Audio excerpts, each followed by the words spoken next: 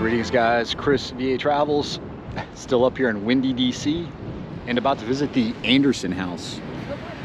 And it is the headquarters and now a museum for the Society of Cincinnati, an organization that was founded in 1783 by a group of continental generals up in Newburgh, New York. George Washington was the first president, and Henry Knox kind of wrote their mission statement, a document called the Institution. A little more information down here, kind of snowed over. Named after Roman hero Lucius Cincinnatus, and he was supposed to be the embodiment of civic virtue. So yeah, I'm gonna go in and check this place out. And yeah, this wasn't on my planned list of things to do. I had planned to go to the Dunbarton House, but I hadn't researched properly, and they're closed right now for the winter. And I'll just show you, this is the Cosmo Club right across the street. I'll just show you, yeah, we're up here in the northwest section of, okay, there's a Victorian, Richardsonian, Romanesque looking building over there. But yeah, up in the northwest section of DC. And the tour is free. Pretty grand entrance, and they describe this as a Florentine villa. Again, built 1905. It was built by Lars and Isabella Anderson. That's Lars, L-A-R-Z.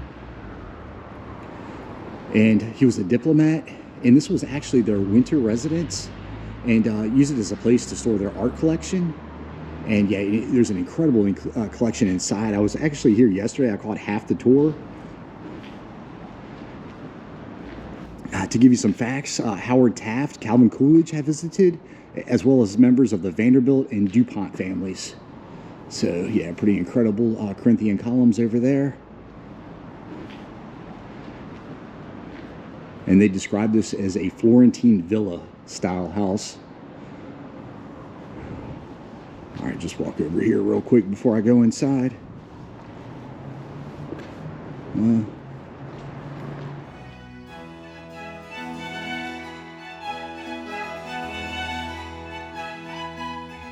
The first room you enter, and these paintings above are all symbols related to medals they had received, their education. You'll see the red shield, someone had attended Harvard. And this room is a choir stall from a cathedral in Italy. This is all handcrafted from the 17th century.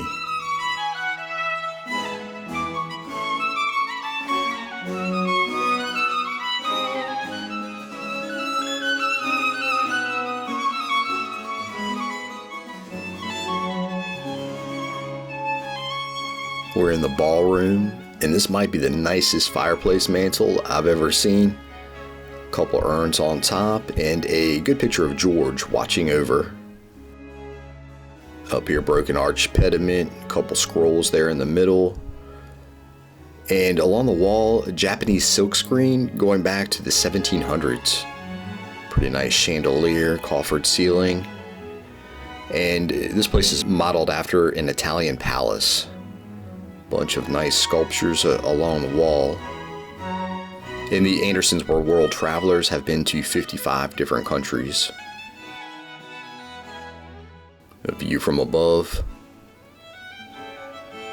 And in between the beams in the ceiling, the plasterwork, a lot of the designs are related to the Anderson family history. And this is a cityscape of Kyoto. It was hand painted.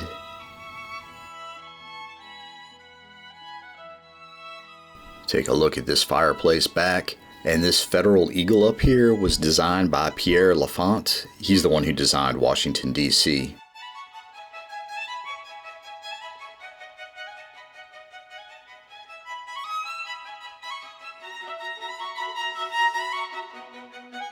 In the main stairway, taking you up to this giant oil painting. This is the Triumph of the Dogeressa. Painted by a Spanish artist, took 10 years to paint.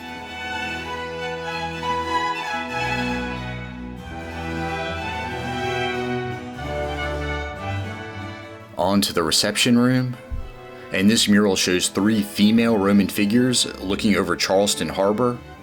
Yeah, that's Fort Sumter down there burning. And Lars's uncle was Major Robert Anderson, Union commander of Fort Sumter.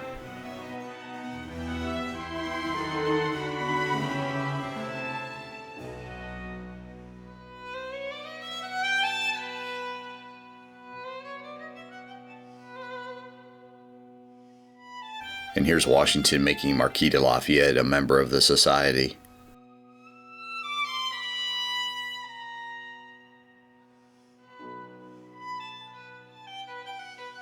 Talk about showing off your money. We're in the French drawing room. There's an English drawing room next door. And pretty nice gilt plasterwork, nice tapestry back there. And all the gilding was done by hand.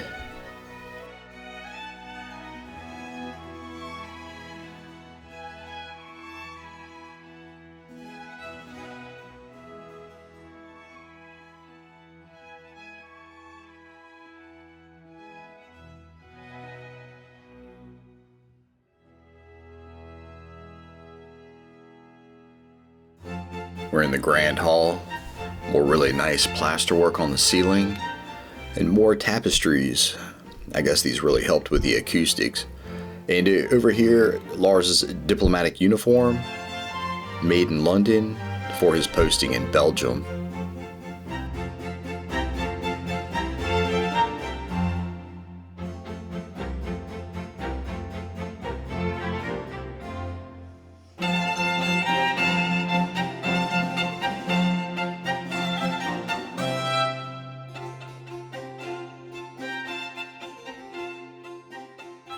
A quick pan across the dining room, and many famous guests have been seated here. Presidents Taft and Coolidge, and more impressive tapestries, and a really nice statue.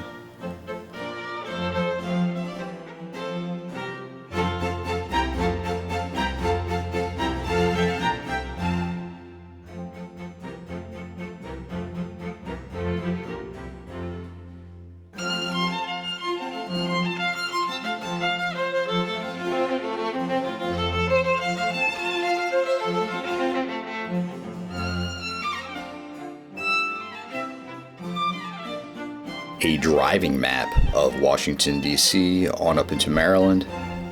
And these were hand painted onto canvas in 1910.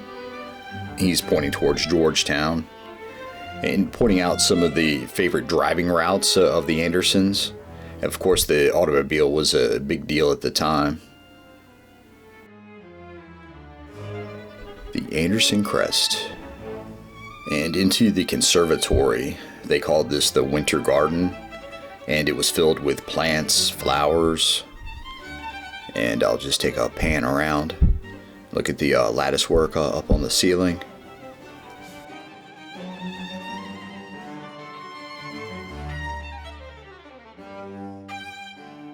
"100-year-old Steinway piano." Copy of the institution, the society's founding document, and we're in the Anderson Library. A lot of books on Greek and Roman history. I saw a book on Edgar Allan Poe in there. Marquis de Saint-Simon. He led about 3,000 French troops at the Battle of Yorktown.